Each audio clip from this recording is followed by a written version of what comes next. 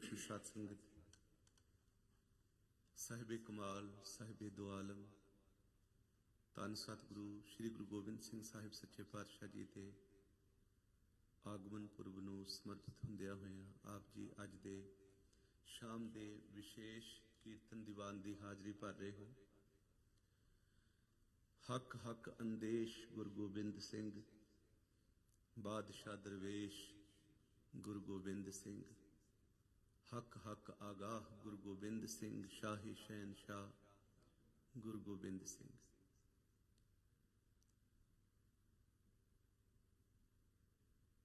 सतगुरु जी के जीवन की गाथा कोई कित्थों शुरू करे, किवें शुरू करे, ये बड़ा औखा काम है, बड़ा मुश्किल है।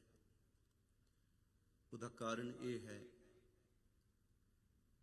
महान तपस्वी सतगुरु श्री गुरु तेग बहादुर साहब महाराज सच्चे पातशाह जी अते धन धन धन माता गुजरी जी, जिन्हां दा इन्ना वड्डा जिगरा, इन्ना वड्डा दिल, ऐसी पवित्र कुख उन्हां दी जिस कुख विचों धन गुरु गोबिंद सिंह सच्चे पातशाह जी ने अवतार तारिया। पटने की धरती ते सतगुरु जी का आगमन हुंदा है। जड़ियां वाहिगुरु जी नूं मिलियां हुईयां रूहां हुंदियां हन, उन्हां दियां तारां बड़ी दूर दूर तक खड़क पईयां। पंजाब की धरती तो पीर भीखन शाह इस सोच नाल गुरु साहब जी के दीदार करन पहुंचते हैं कि जिस गुरु का अज अवतार होया है, वेखदे हां कि वह हिंदुआं दा पक्ष पूरेगा कि मुसलमानां दा पक्ष पूरेगा, क्योंकि ये बड़ा वड्डा सवाल सी। ये सवाल, एक क्वेश्चन गुरु नानक साहब जी के समय तो ही जदों भी किधरे गुरु साहब जी जाते रहे, ये सवाल हुंदा रहा कि पुछन फोल किताब नूं हिंदू वड्डा कि मुसलमानोई। इसे सोच नाल ही ये फकीर साहिब जी के दर्शन करन पहुंचया है। पहला तो इसनूं उड़ीक करनी पई, पर उड़ीक तो बाद जदों बाल गोबिंद राय जी के दर्शन होए ते अपने दोवें हथ उन्हां कुजियां ते जिहड़े प्रतीक दे तौर ते वो लैके गए सन, दोवें ते हथ रख के ये कहा, ये समझाया कि असी सारियां दे सांझे हाँ, सारी मनुखता दे सांझे हाँ। सत संगत, बाल गोबिंद राय जी के जीवन का त्याग आपां इत्थों ही अंदाजा ला सकते हैं। मैं पहला भी उस दिन बेनती की सी कि सोने के कंगन हथ विच पाए ने, एक कंगन अपने हथ तो उतार के गंगा नदी विच सुट दिंदे ने।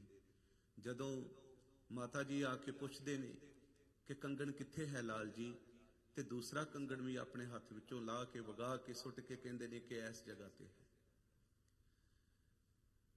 बीबियां दे पानी भरन गईयां दे मटके तोड़ते ने, तीर अंदाजी, उत्थे इहो जे बहादरी वाले खेडां खेडनियां जिथों के पता लगता सी कि यह तैयारी पटना साहब की धरती तो ही शुरू हो चुकी सी। असल विच साध संगत मैं बेनती करा, समा इन्ना खुला नहीं हुंदा कि उस चीज़ नूं कनैक्ट किया जाए, क्योंकि सालसराय दा जदों जिक्र हुंदा है, ये पटने की धरती पाटलीपुत्र के नाम के नाल जानी जाती सी। धन गुरु नानक साहब सच्चे पातशाह जी ने भी इस धरती ते चरण पाए सन। बड़ी वड्डी परख इत्थे भी सतगुरु जी की कीती गई सी, पर सतगुरु जी ने उत्थे असीस दित्ती ते संगत नाल वादा किया कि असी 10वें जामे विच इत्थे फिर तुहाडे दर्शन करांगे। सो खैर समा अपनी चाल चलदा रहा। वो समा भी आया जदों राणी मैणी जिहदी कुख औलाद तो सखनी है, वो बाल गोबिंद राय जी नूं अपनी गोद विच बिठा के ਉਹ सुख महसूस करती है। पंडित शिवदत्त वाली साखी तुसी सारियां ने सुनी है। उसनूं श्री रामचंद्र जी के प्रतख दीदार गोबिंद राय जी की सूरत शक्ल वेख के हुंदे हन, वो भी सतगुरु जी का अनुयायी बन जाता है। इस तरह होर बड़ियां सारियां गाथावां, बड़ियां सारियां साखियां हन। खैर मैं अगे वधा कि आनंदपुर साहब की वो पावन धरती जिसका नाम चक नानकी भी रखिया सी, ते जिक्र होया भी इत्थे इन्ना आनंद है, इन्नी खुशी है। उस दिन तो बाद इस धरती का नाम आनंदपुर पै गया।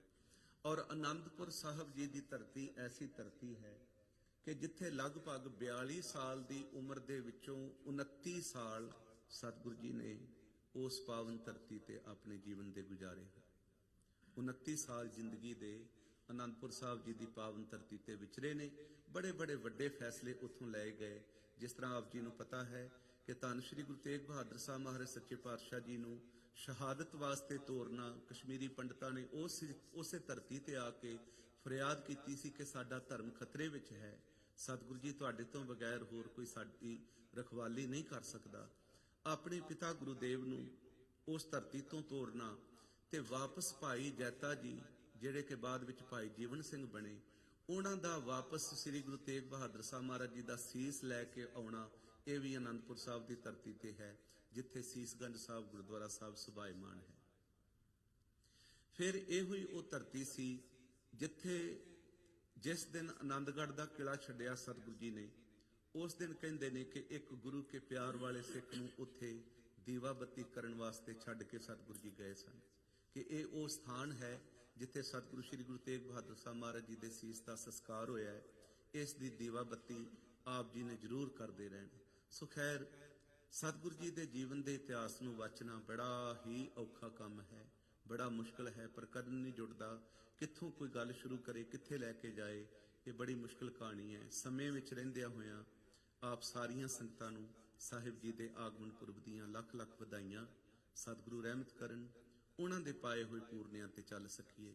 ਸਤਿਗੁਰੂ ਸ੍ਰੀ ਗੁਰੂ ਗੋਬਿੰਦ ਸਿੰਘ ਮਹਾਰਾਜ ਸੱਚੇ ਪਾਤਸ਼ਾਹ ਜੀ ਨੇ ਜੋ ਸਾਨੂੰ ਦੱਸਿਆ ਹੈ, ਸਮਝਾਇਆ ਹੈ, ਆਪਣੇ ਜੀਵਨ ਵਿੱਚ ਆਪ ਜੀ ਕੇ।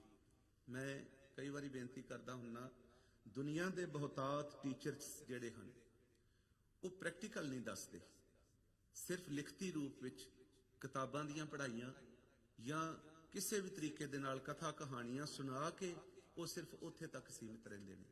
ਗੁਰੂ ਨਾਨਕ ਦੀ ਸਿੱਖੀ ਦਾ ਸਕੂਲ ਐਸਾ ਸਕੂਲ ਹੈ ਜਿੱਥੇ ਸੀਸ ਆਪ ਭੇਟ ਕਰਕੇ ਪਹਿਲਾਂ ਵਿਖਾਇਆ ਵੀ ਇਸ ਤਰ੍ਹਾਂ ਸੀਸ ਭੇਟ ਕਰਕੇ ਗੁਰੂ ਨਾਨਕ ਦੀ ਸਿੱਖੀ ਦੇ ਵਿੱਚ ਦਾਖਲਾ ਲਿਆ ਜਾਂਦਾ ਹੈ।